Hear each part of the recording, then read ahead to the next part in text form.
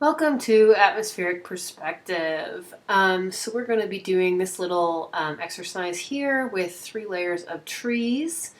This is a sample one that I've done, and we're going to show a little video of me doing one live. Well, pre-recorded live. So you want to make sure you get your workspace set up. I've got my scratch paper for testing my colors, got my paper towel, my 2 water glasses, and my paint tray.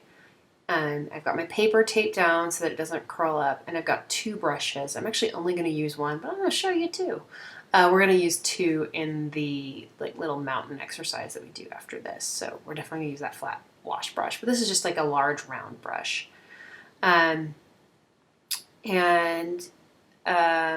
We need to mix up some colors first, so that's where we're going to start. I'm picking up some ultra blue here, and I'm going to speed up the video.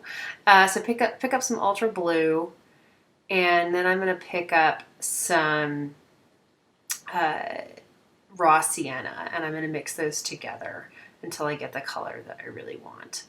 And I'm going to fudge that back and forth a little bit. And the color I'm looking for is something called Payne's Gray, which is a very blue gray, and it should look like what the mountains look like in the distance. And I'm going to mix up a version of that that's a little more, it's got a little more pigment in it, and then I'm going to take that and I'm going to water it down, so I've got like a really watered out version and like a darker version. And I'm going to use the really watered out version for the background, and I'm going to use the darker version for the midground. And then I'm going to mix up a color that's green. I'm going to use Viridian, which is like a dark kind of jewelry green that's a little bit towards blue, not like turquoise or anything. And I'm going to use that, and I'm going to mix that with the raw sienna as well. Raw sienna is just a wonderful color to add to things to make it look a little more earthy. So I'm going to have those 3 colors, and those are going to represent the basic 3 colors of my foreground, midground, and background. And I want to make sure that I mix up enough so that I can do the whole painting, and I don't have to mix up more because then my colors will be more consistent. If I recall, I didn't mix up quite enough green, and I ended up mixing up some more Payne's Gray towards the end to do some shading. Payne's Gray is also one of my favorite shading colors. So I got my colors good. I'm ready to go. And I'm going to pick up my watery Payne's Gray, and I'm going to draw the spine of the tree, and then I'm going to pull out the branches. And these are going to be all bee pine trees, as you can see from the sample. So paint the spine of the tree, pull the branches out. Paint the spine of the tree, pull the branches out. Your paint should be really, really watery here. You can see when I just touch it with the brush, it picks up the water. There's some capillary action there, so that it stays really, really translucent. These, I'm going to paint like 4 or 5 trees here, and the trees in the midground and the foreground are going to kind of be whiter. So this makes sort of like a greeting card type design. And it's just to get you an idea of how you're going to paint. So when you paint like an actual landscape, you're going to lay in the background washes first, and then you lay in the midground, and then you lay in the foreground where all your detail goes. So if you're doing one of your old masters that is got some landscape to it, this might help you with that. And that is my foreground, and you want to let that dry before you come in and do your midground. So this is the time where you go make yourself a cup of coffee and pet the cat, and then come back and do your next layer.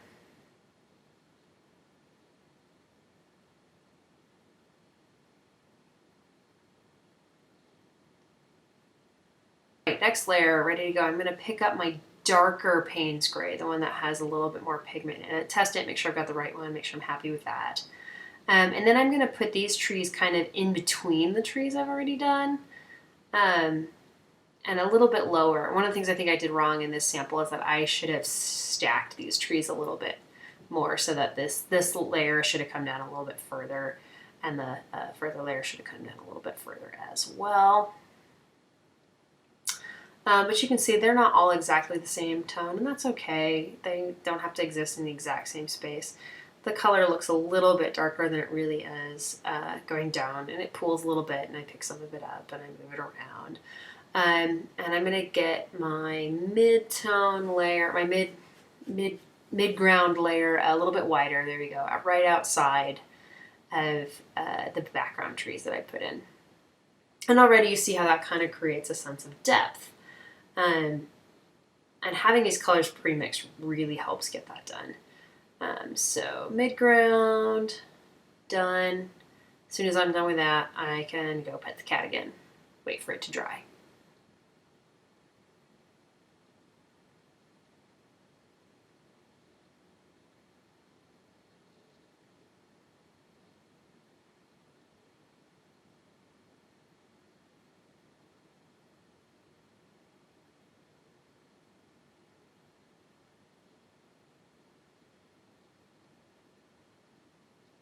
All right, now I'm ready to do my foreground. So I'm gonna lay in the spines for my foreground trees. I'm painting all three trees exactly the same way. And in reality, the trees in the background, you wouldn't see as much detail on them. And that's okay, this is just an exercise to see the difference in colors. You can see the background color kind of affects the green as it's going down, and that's okay. There's ways to work with that. I'm gonna do something with a Q-tip here in a second that's gonna kind of show you.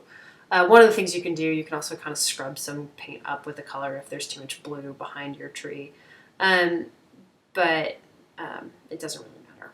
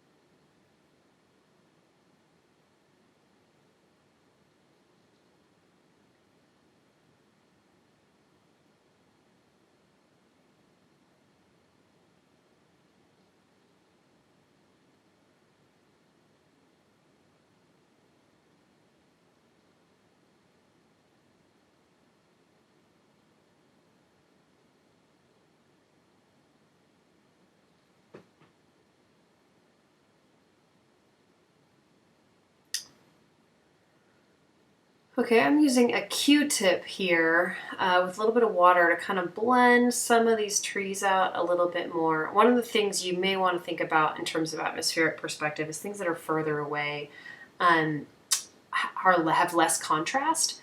So things that are closer to you, you're going to be able to see some dark, dark shadows and some light, light highlights. And things that are further away are just going to be all over fuzzier. And it's because all those little molecules in the air, the water and the other molecules get in your way and they kind of fuzz it all out, like looking through a film. It's just a really, really deep film. So once I have all my green trees about the same color, I'm actually going to mix up like a brown color here.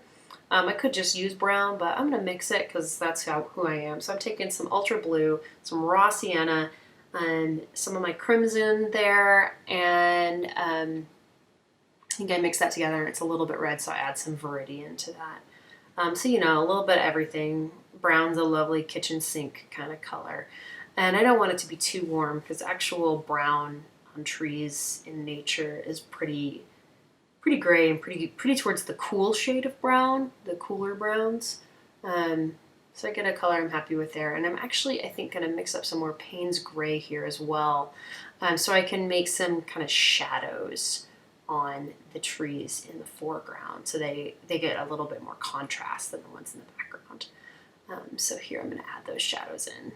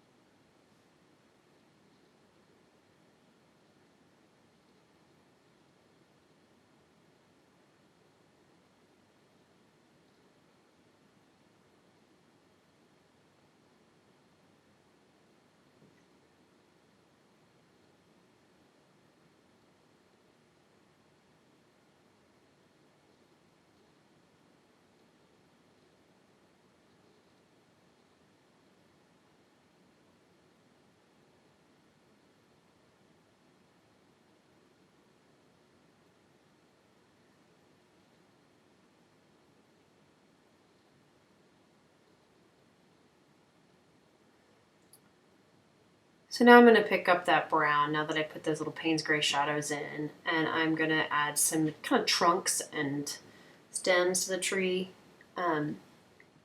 Give them a nice spiny look. I'm going to mess with my color some more because I like messing with my color. And give them all some spines. And one thing I didn't do with this sample that I did in the original one that I showed you is I gave it kind of a brown foreground so that they were sitting on something, and that did help the overall composition of it. I just didn't do it here because I didn't feel like it. You don't deserve it. I know, I just didn't do it. I do add a little bit of spines in my midground and background trees. You want to be careful with that though, because you do want to make sure that the contrast of your foreground items stay much sharper than your background items. So I used a waterier paint, and I probably focused on the midground more than I did the background, so that kind of pulls those apart. If I were to critique this, I'd say my midground and my foreground are kind of too much the same color, too much the same tone. But there we go. There's my sample. We're good to go. And good night.